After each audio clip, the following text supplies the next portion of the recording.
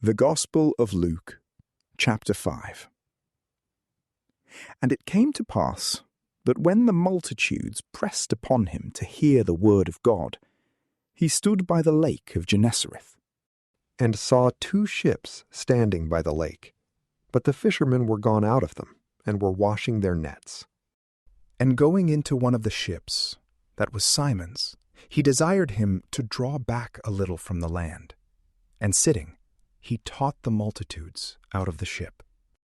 Now when he had ceased to speak, he said to Simon, "Launch out into the deep, and let down your nets for a draught."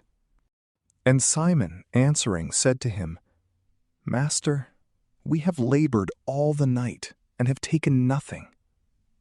But at thy word I will let down the net." And when they had done this, they enclosed a very great multitude of fishes, and their net broke. And they beckoned to their partners that were in the other ship, that they should come and help them.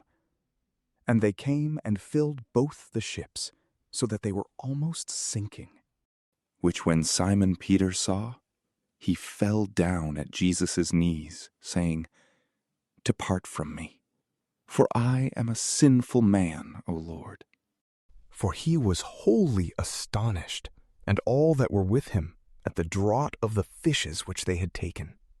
And so were also James and John, the sons of Zebedee, who were Simon's partners. And Jesus saith to Simon, "Fear not, from henceforth thou shalt catch men." And having brought their ships to land, leaving all things, they followed him.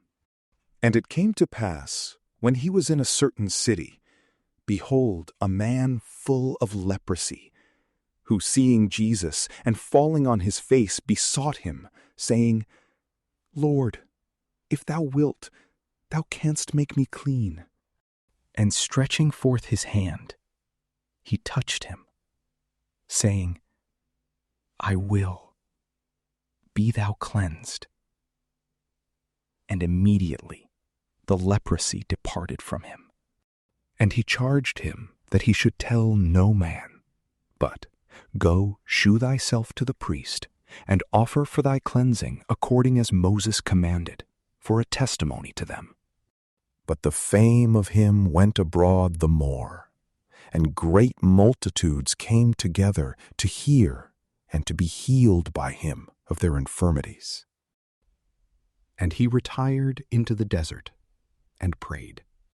And it came to pass on a certain day, as he sat teaching, that there were also Pharisees and doctors of the law sitting by, that were come out of every town of Galilee and Judea and Jerusalem. And the power of the Lord was to heal them. And behold, men brought in a bed a man who had the palsy, and they sought means to bring him in and to lay him before him. And when they could not find by what way they might bring him in, because of the multitude, they went up upon the roof and let him down through the tiles with his bed into the midst before Jesus. Whose faith, when he saw, he said, "Man, thy sins are forgiven thee." And the scribes and Pharisees began to think, saying, "Who is this who speaketh blasphemies? Who can forgive sins but God alone?" And when Jesus knew their thoughts, answering, he said to them, "What is it you think in your hearts? Which is easier to say, 'Thy sins are forgiven thee,' or to say, 'Arise and walk'? But that ye may know that the Son of Man hath the power on earth to forgive sins, he saith to the sick of the palsy, I say to thee, to arise, take up thy bed, and go into thy house."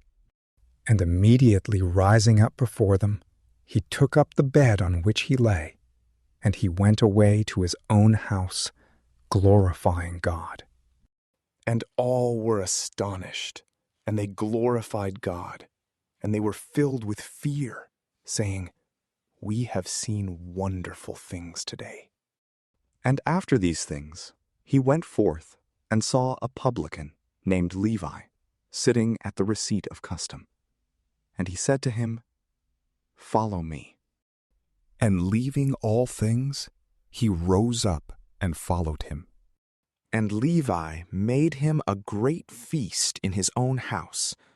And there was a great company of publicans and of others that were at table with them. But the Pharisees and scribes murmured, saying to his disciples, "Why do you eat and drink with publicans and sinners?" And Jesus, answering, said to them, "They that are whole need not the physician, but they that are sick. I came not to call the just, but sinners to penance." And they said to him, "Why do the disciples of John fast often and make prayers, and the disciples of the Pharisees in like manner, but thine eat and drink?" To whom he said, "Can you make the children of the bridegroom fast whilst the bridegroom is with them? But the days will come when the bridegroom shall be taken away from them. Then shall they fast in those days." And he spoke also a similitude to them, that no man putteth a piece from a new garment upon an old garment. Otherwise he both rendeth the new, and the piece taken from the new agreeth not with the old. And no man putteth new wine into old bottles. Otherwise the new wine will break the bottles, and it will be spilled, and the bottles will be lost. But new wine must be put into new bottles, and both are preserved.